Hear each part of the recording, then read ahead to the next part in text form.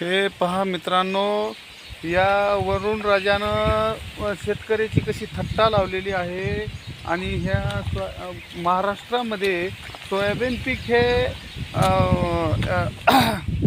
एक नंबरचं पीक मानलं जातं आणि त्याच्यावर उदरनिर्वाह हा प्रत्येक माणसाचा हा सोयाबीनवर आहे आणि याच्यावरच सगळी त्याची उपजीविका चालते आणि या उपजीविकेसाठी जगण्यासाठी सोयाबीनचं हे पीक आहे मित्रांनो.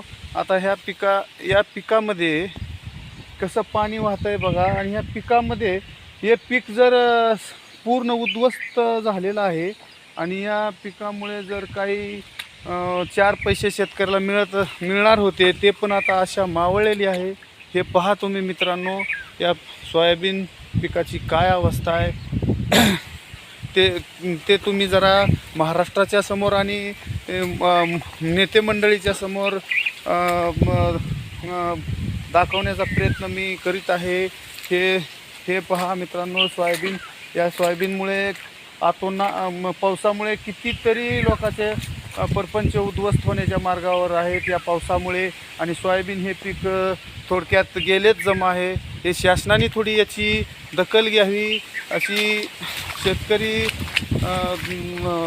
मागणी करत आहेत. या पाणी पहा तुम्ही मित्रांनो, त्या पाण्याचं काय रूपांतर आहे, शेतामधून पाणी वाहतं आहे हे पहा मित्रांनो.